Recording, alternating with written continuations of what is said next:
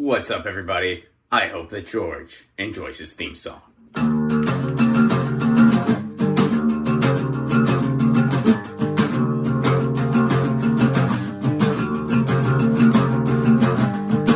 So you want to get right to the core. So you want to know what it's all for. So you want to come off knowing more. Well, you better get hip. The podcast by George. So you want to get straight to the show. So you want to know what you need to know. You want to know what we're all here for. Well, you better get hip. The podcast by George. Podcast by George. Podcast by George. He knows what he's fighting for. It's podcast by George. Podcast by George. Want to know what we're fighting for? Hello, hi, how are you? Welcome on back into another podcast by George. Another big moment for me. One of the biggest, actually. I've got a journalism hero on the podcast by George live line. It's Aaron Mate, and you've probably seen him. You've probably read him. Aaron's, he's a contributor to The Nation that I'm a subscriber to. A lot of folks I know read that. Of course, his articles appear in there. He hosts a show called Pushback, and he's on the Gray Zone with Max Blumenthal. Just great stuff. And of course, I first encountered Aaron on the Jimmy Dore show, of all things. And people have heard me talk about Jimmy Dore on the podcast a little bit before. And I encourage you to check that show out. Check out Pushback and the Gray Zone. You got to do that, folks, because independent journalism is where it's at. We're not getting the straight skinny on stuff from corporate media, and Aaron has won an Izzy. It's the highest award that can be given to an independent journalist, and this guy knows of what he speaks. I tell people when it comes to journalists, and it goes back to, I use a lot of music analogies. I like music. I know Aaron does too, but I tell people there's a lot of Milli Vanillis out there in the journalism world, folks. There's not many Bob Dylans. And Aaron Mate is a young Bob Dylan when it comes to journalism. Aaron, welcome to a podcast by George. George, thanks for having me. It's great to be here. Yeah, it really is an honor for me. It's a big thrill, and I got to tell you, I talked about Jimmy Dore a little bit. I wanted to start off by maybe, I don't know, expanding on a little something. You know, the last appearance that I saw you with Jimmy Dore, Jimmy did his thing. He took off, and he got on you a little bit, or actually a lot, about voicing any support at this juncture of the election for Joe Biden. And I'm not a big Biden supporter. I'm a progressive. I'm a lefty. I'm out there with Jimmy Dore. I mean, that's where I'm at. I understand where Jimmy's coming from. And Jimmy's the best at talking about part of the 2020 world that I bring up all the time on my podcast. I tell people we live in a 2020 world. 20 minutes we can be dead with an accidental launch from a Trident-class nuclear submarine. 20 years. We're all going to be dead from the climate crisis if we don't do something about it. That's the 2020 world that we live in. Well, Jimmy's great about the front 20, but he's kind of got a blind spot when it comes to the climate part of this. And here's the way that I put it to people, Aaron. Maybe we can get started this way and see if you agree or disagree with me. But what I'm telling folks is, okay, don't voice your support for Biden. Voice your opposition to him. And the point of it is, when Biden gets elected, and this, if a vaccine comes along, particularly, we got to get out in the streets. We got to do something. We've got to push him, Joe Biden. If there's one thing that Donald Trump has shown us, if that dude gets elected, he ain't going to be pushed anywhere. Most importantly, even if there is a vaccine, we can't go in the streets because he'll black bag us. He'll put us in the back of a black Suburban, and the protesters will have no effect at all. We have no shot if Donald Trump gets elected. And what I'm telling people is, okay, Joe Biden, I think we can do something with that guy, and we've got to do something when it comes to climate crisis. He can't do what he's done in the past, or we're all going to be dead in 20 years or less. Is that a fair analysis, do you think? My take on 2020 and on voting on election day is, your vote is not an expression of your identity, of your soul, of what you stand for, because that's impossible with the choice we have. If you're a real progressive, it's Trump or Biden. There's nothing in there for anybody who I think really deeply cares about humanity in a profound way and wants to see fundamental change. So that's, so it's not as if, there's a choice that can really express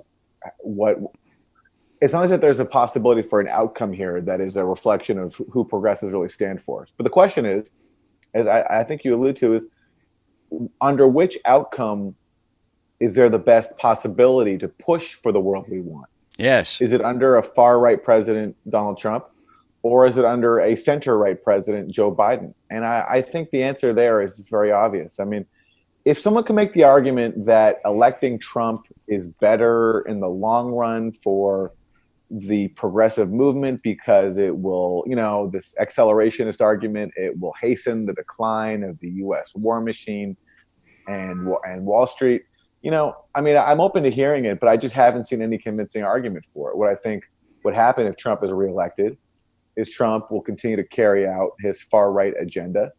And centrist Democrats like the Joe Biden, Barack Obama, Hillary Clinton wing will continue to suck up all the energy in terms of defining what the resistance is. I mean, look what just happened for the past 4 years. I mean, the centrist wing lost in 2016.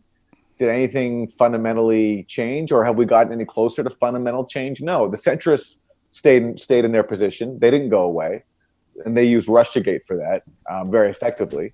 And Donald Trump has been carrying out a very radical agenda. So to me, it's just a question of, what is a reasonable prediction of what is the least worst outcome, of which candidate can we foresee will most likely cause the less suffering and death? Because no matter who is in there, somebody will cause suffering and death. So the question is, under what conditions can we mitigate the worst of either of these candidates? And to me, it's obvious that Joe Biden is not a very charismatic politician. He doesn't have the demobilizing powers that Barack Obama did. Barack Obama won in 2008, and everybody just decided to pack it up and go home. The movement that elected him packed it up and went home, really actually under his orders. He sidelined his own grassroots movement. And Obama was able to dupe enough people into thinking that he was doing something historic and transformational with his lofty rhetoric and his skilled political skills. Yes. Well, we went through 8 years of that, and the voters responded by electing Donald Trump.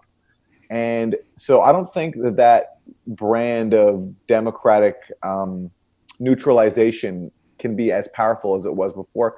And especially can't be as powerful because now it's Joe Biden at the helm.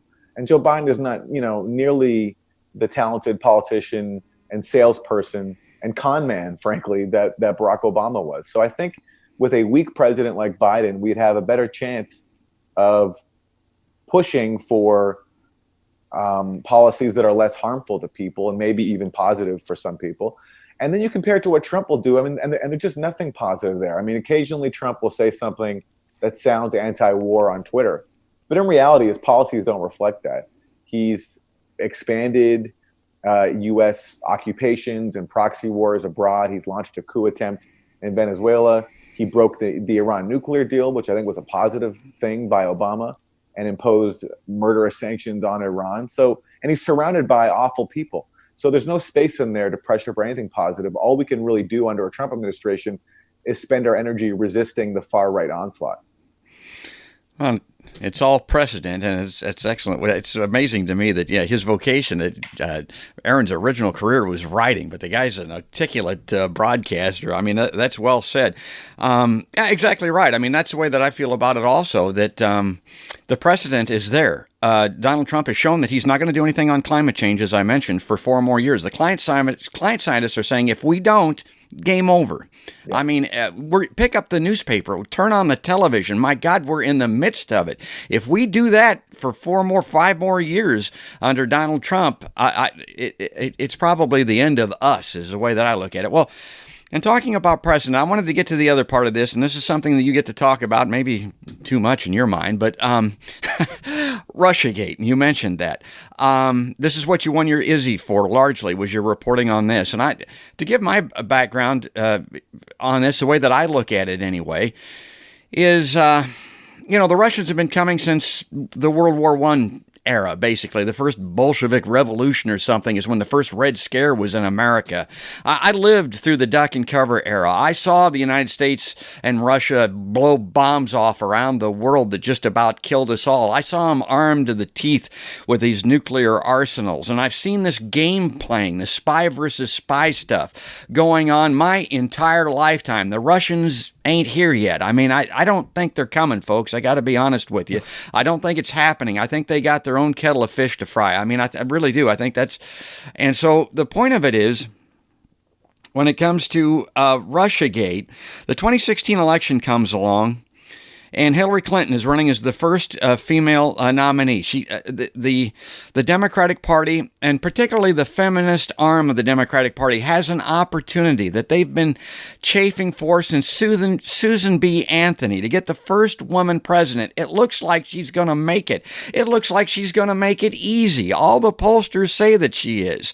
And the guy that's running against her is the antithesis of everything they stand for. He's a silver spoon, male sexist aristocrat that has been caught on tape talking about grabbing women by the pussy.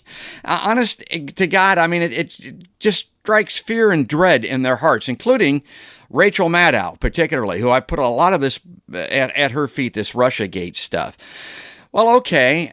On the other side of the coin, Trump strikes the same kind of fear and loathing in the hearts and minds of the military-industrial complex, the spooks and kooks, the intelligence agencies. Their entire existence is premised on this adversarial relationship between Russia and the United States. And Trump, he just wants to do business. I think they know that if he could, he would make amends with Russia to a great extent and a lot of that apparatus that they're behind and do business. So Hillary Clinton loses. My God, the Democratic Party, the feminists, Rachel Maddow, they lose their minds. And the spooks and kooks likewise lose their minds.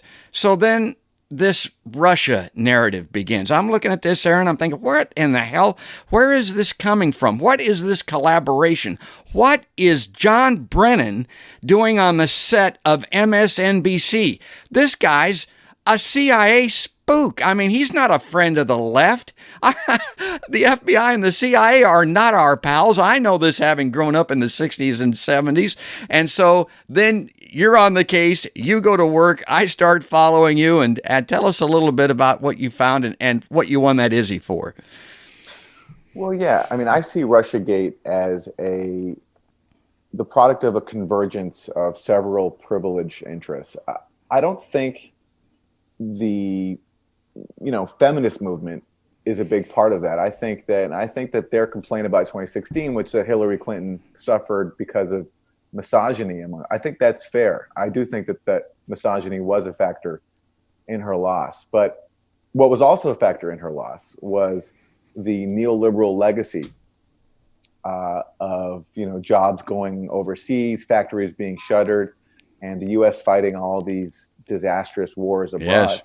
I think that was rejected by enough voters in the key swing states, and Donald Trump was able to portray himself as being anti-establishment because he was running against sort of a key establishment figure who was associated with all these policies, both at home and abroad, economically and militarily, that have caused suffering in the U.S. and around the world. And he was talking about draining the swamp, and rhetorically, he was speaking to people's concerns. He was talking about bringing jobs back. He was portraying himself as a populist, and it was a con, I think, but it was very effective. And he also was, as you say, talking about getting along with Russia and not engaging in regime change wars like in Libya and Syria. And that appealed to enough people to win. And we saw that there was a sizable number of voters who went from Obama to Trump, which with that demographic, you can't, if they're willing to vote for Obama before, unless you're going to say that all of them turned racist all of a sudden, you can't say that racism was the motivator there. I think what was the motivator there was people's real desire for change in Washington and real animosity towards the establishment, and so much so that they're willing to take a chance on Donald J. Trump, this buffoon who was best known for hosting The Apprentice. And so you have a rejection of the neoliberal establishment, and you also have a candidate who has been rhetorically appealing to people, even though I think he's lying through his teeth, but he's rhetorically appealing to people by portraying himself as being anti-war and even talking about having better relations with Russia. So in the eyes of a lot of privileged sectors, all of this was a nightmare. You have the Democratic neoliberals being rejected. You have the national security state seeing that a candidate portraying himself as being anti-war is popular. And you also have just sort of this overall elite narrative and this elite fantasy that America is this, healthy, exceptionalist place. It's the envy of the world. That being shattered with the fact that America just elected this clown as president. So instead of looking honestly at all the factors that led to this, that led to Donald Trump, and instead of looking honestly at the system that gave rise to him, all these different groups converged around this narrative where really Trump must be the result of a foreigner. It must be an outsider's response. It must be the fault of Russia. And blaming Russia is not just a way of deflecting responsibility for the systemic failures and political failures that gave rise to him. Blaming Russia is also a way to preserve all these different groups' own privilege and power. Because to do an honest reckoning with Trump's victory would require re-examining the system that gave rise to him and accordingly challenging and even threatening the privileged role that millionaire media pundits and the people who run the Democratic Party and people inside the military-industrial complex, that all of their own roles in a system that gave rise to him. So that wasn't allowed. So instead we have to blame a foreigner. I think that is at the heart of what has driven Russiagate for the last 4 years. There's a fundamental refusal to engage seriously with the systemic problems in this country, problems caused by a system that grants a small few power and privilege and, hurts everybody else. And instead of looking honestly at that, it was just convenient to blame Russia. And in the process, it served all these other interests, because if you're the national security state, countries like Russia are a obstacle to hegemony. And so if you taint diplomacy with Russia and you actually then associate any worldview that questions U.S. militarism and questions the U.S. national security state with being pro-Russian, then what you're really doing is just helping justify your own existence and justifying the conflicts that pay your salaries, because, conflict with Russia is dangerous for the world, but it's very profitable for weapons companies that, buy advertisements on TV and fund think tanks and all that stuff. So it essentially, I call it a racket. It was a privilege protection racket, and it ran very effectively, and it's still running, because despite all the failures of Russiagate, no matter how many times all these supposed bombshells have been debunked, no matter just all the humiliation that goes from parroting this stuff and then having so many stories fall apart, it still keeps going. Well, and I should backtrack a little. I don't want to give the impression that I'm anti-feminism, because I'm a big supporter of that concept. I mean, I think a lot of the trouble that this country's gotten itself into is because we elect old men that are trying to squeeze out a last couple of drops of testosterone and take us to war around the country to prove the fact that they're still virile. At least that's the way that it works with some of our elected leaders. Well, the other thing, and of course, Aaron, I mean, he's deep in the weeds on. He's a weed whacker. I mean, I follow this stuff. I try to understand this, but I looked at Russiagate, and maybe the thing that jumped out at me the most about your reporting was the fact that, and from the Mueller report also, that the only thing that they found was a Russian troll farm that was posting a minuscule amount of memes on Facebook and maybe some YouTube activity in the $7,000 to $8,000 range or something like that. And you reported that a lot of this activity was actually after the election, and it was evenly spread between the two candidates. And other than that, really, nothing has been found that can point a finger at Russia at all.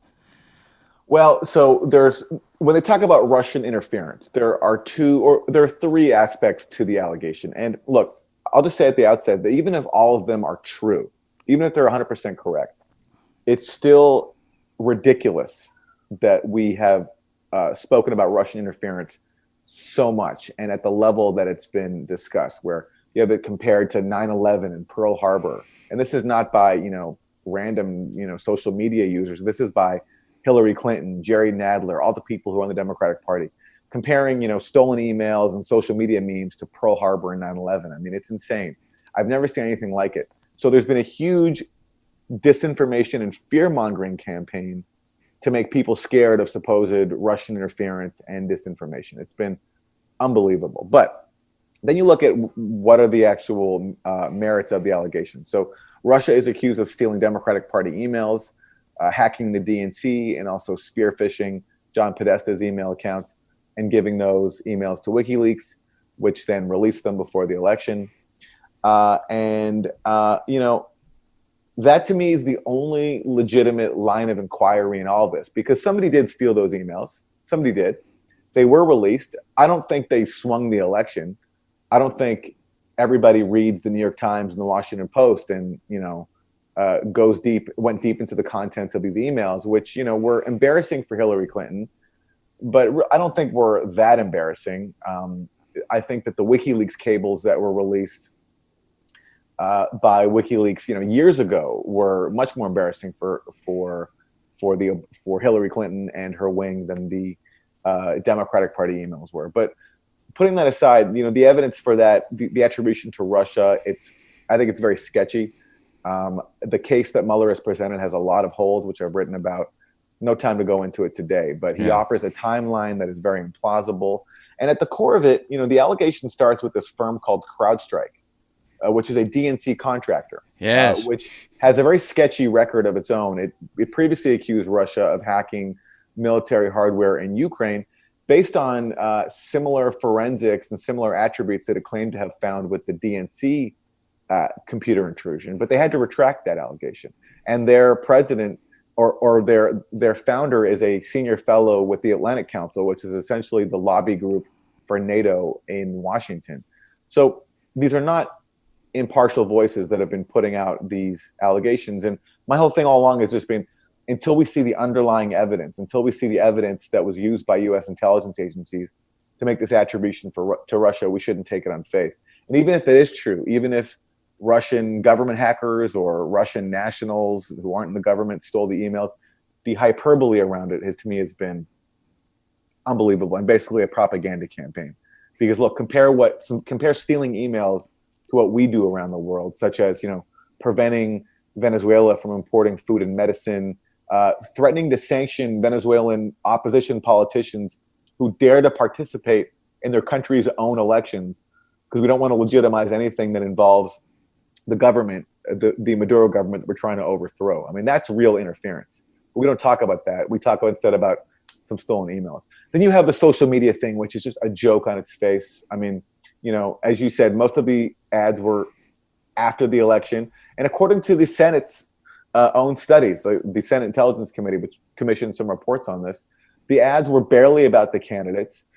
There was about $46,000 spent on Facebook ads before the election. Most of them did not even mention the election, and they were stupid social media memes. So the utility of that has just been to do a fear-mongering campaign to make Americans think they've been duped by Russian social media trolls, this sophisticated operation, in order to avoid looking at the real reasons for 2016, and in order to fear-monger about Russia, and for the fear-mongers to benefit from the profits and the privilege that comes from having conflict with another nuclear power. And then you also have this allegation that Russia hacked into state voting systems and had the power to maybe change some votes, although they don't say they actually did. And, there's that one, again, we don't know why they actually make the attribution to Russia, on what basis. And all the evidence that has been released is very, very sketchy. There's a good piece on it up at thegrayzone.com just now by Gareth Porter, which I recommend, where and it's the same thing, where basically to make these allegations, whether it's a collusion or the emails, a huge tell that these intelligence agencies don't have concrete evidence is the amount of times they use qualifiers and caveats, words like likely, potential. Yes. If you look at the Senate Intelligence Report or the Mueller report, you will just search for the word likely or potential or possibly, and you'll see these qualified words used just in abundance. And that's a tell that these intelligence officials don't have any actual evidence for the suppositions that they're trying to advance. Well, I know where the answer for a lot of this is, and it's sitting in a jailhouse in a prison in London. And Aaron's out of time, and so we got to go here. We got to close up the podcast. But Aaron, maybe that's a good place for you to end, because all of this investigative work that you've done, the ISI that you've gotten, and all of that. You mentioned WikiLeaks several times. They're charging Julian Assange with things that could end up really compromising your ability to be a truth teller and a journalist, and people like you because of what could happen to that guy. What's your take? What do you have to say about Julian Assange's extradition hearing? Well, they're trying to silence someone who has exposed more U.S. state crimes and corruption than I think any other living individual. And they're trying to silence him to prevent him from doing that work. And that's why they're attacking him. And that attack on him is totally bipartisan. It's endorsed by both parties. It's being carried out by the Trump administration. But in terms of a Democratic response, it's almost nothing. A couple of Congress members have said a few mild things about freedom of expression and media freedom. But the pushback is non-existent. And that's because Julian Assange is a foe of the bipartisan establishment, because he exposes their secrets. And the attack on him is so extreme that they're willing to flout the most basic tenets of media freedom. The U.S. government is essentially arguing now with Assange's case that even the mere possession of classified information is subject to prosecution, which is, a violation of the most basic constitutional rights. It's unbelievable. And you look at the prevailing media reaction in the U.S. This is an attack. I mean, put aside Assange for a second. This is just an attack on the core function of journalism. And yet U.S. media outlets, to a large extent, are so subservient to U.S. power and so unwilling to challenge anything especially where there's bipartisan consensus, that they're willing to let this happen and watch this, who I think is a brave truth teller, certainly braver than any journalist I can think of, including myself. Watch him, rot away in a cage in prison and possibly face extradition to the U.S. where his life would be in jeopardy. It's unbelievable, and Julian Assange deserves all of our support. And a huge story, one of the biggest in my lifetime, along with Russiagate. It's all intertwined. And again, it goes to the heart of the corporate media sphere that you talked about, the fact that they're not reporting on this the way that they should be. I mean, that's proof positive, as far as I'm concerned, of the line that I cite all the time from the movie Casino. I don't know if you're a movie buff or not, Aaron, but the line is, they're either too dumb or they're in on it. And based on the reporting that I'm seeing and people like you, they're in on it. I mean, that they have to be. There's no way that you could accidentally not overlook that. They're doing it on purpose. Folks, he's got to go. That's Aaron Mate. Check him out. Go to Pushback. Go to Patreon and become a patron of Pushback, and then you'll find everything that Aaron does. You can follow him on the Gray Zone. You can see his writings in The Nation, and of course, watch the Jimmy Dore show once in a while, and you'll see Aaron pop up on there. I got to tell you, I love Jimmy Dore. Jimmy Dore, to me, again, talking about movies, it's like my cousin Vinny. He is the great Gambini. This is the guy that can see the sleight of hand and the magician tricks and everything that's going on. Jimmy Dore is excellent at that, and you'll see it on his show. Aaron, thanks for coming on a podcast by George. George, thanks a lot for having me. Folks, Aaron Mate. And if you enjoyed this episode, if you like this show, if you like Podcast by George, please follow us on iTunes for the audio version. Follow us on YouTube for video. Also on Facebook, we're there. But any place podcasts are seen and heard. That's it. That's all there is. There ain't no more today, folks. That's another podcast by George.